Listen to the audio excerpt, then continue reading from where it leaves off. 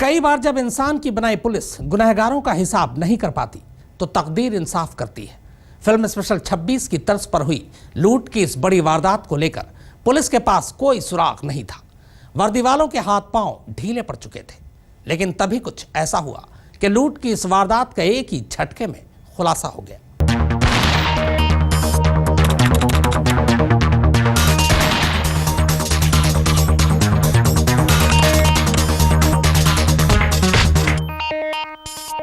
नकली सीबीआई अफसरों और उनके लूटपाट के तौर तरीके पर बनी इस फिल्म को देखकर जब लोग थिएटरों में तालियां पीट रहे थे। मंत्री जी हम सीबीआई से आए हैं। मुंबई के करीब नासिक में बदमाशों का एक गैंग इसी फिल्म को देखकर एक बड़ी वारदात को अंजाम देने का तरीका सीख रहा था।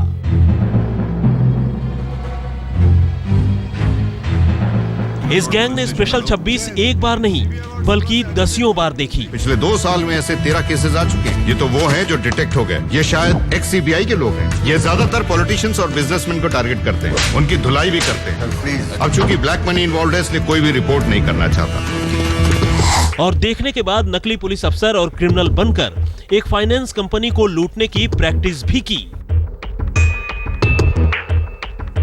इसके बाद बाकायदा पुलिस अफसरों के ड्रेस सिलवाए और फिर दिन दहाड़े नासिक में ही एक इतनी बड़ी वारदात को अंजाम दिया कि पुलिस वाले भी सोच में पड़ गए।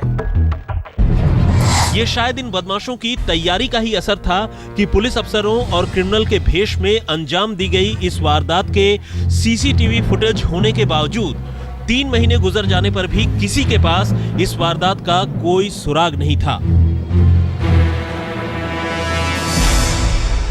पुलिस तमाम तफ्तीश कर थक चुकी थी और अब इस लूट की वारदात को सुलझाने को लेकर उसकी उम्मीद भी कमजोर पड़ने लगी थी। लेकिन तभी कुछ ऐसा हुआ कि इस वारदात के गुनहगार अपने आप उसके जाल में आ फंसे। ठाणे में सड़क के किनारे ड्यूटी दे रहे एक पुलिस वाले ने अचानक एक अजीब सा मंजर देखा। सड़क से गुजरती एक तेज रफ्तार कार से एक शख्स ने छलांग लगा दी और बेतहाशा भागने लगा। ये देख पुलिस वाले के भी कान खड़े हो गए और उसने फौरन उस शख्स का पीछा करना शुरू कर दिया। थोड़ी कोशिश के बाद अब वो पुलिस के शिकंजे में था और कार में सवार बाकी लोग भाग चुके थे।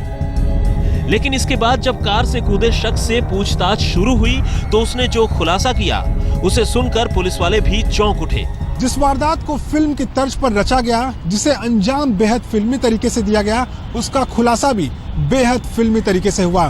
3 महीने से सुराग की तलाश में खाक छान रही पुलिस के सामने मानो आरोपी खुद ब खुद चल कर आए। इस शख्स ने बताया कि 1 अक्टूबर 2013 को मणप्पुरम गोल्ड लोन के दफ्तर में जो 5 करोड़ की लूट हुई थी उसे उसने और उसके साथियों ने ही अंजाम दिया था।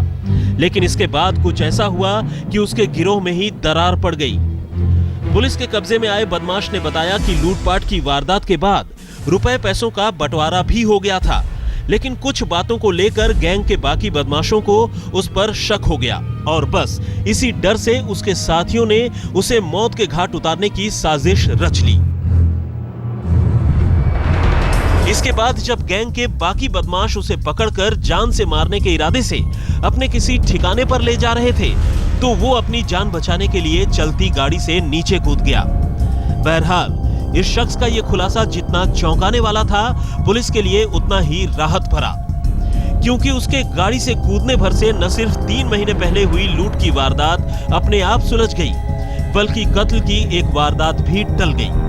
बाद में इस गिरोह के बाकी बदमाश भी गिरफ्तार कर लिए गए। मुनीश पांडे, मुंबई, आज तक।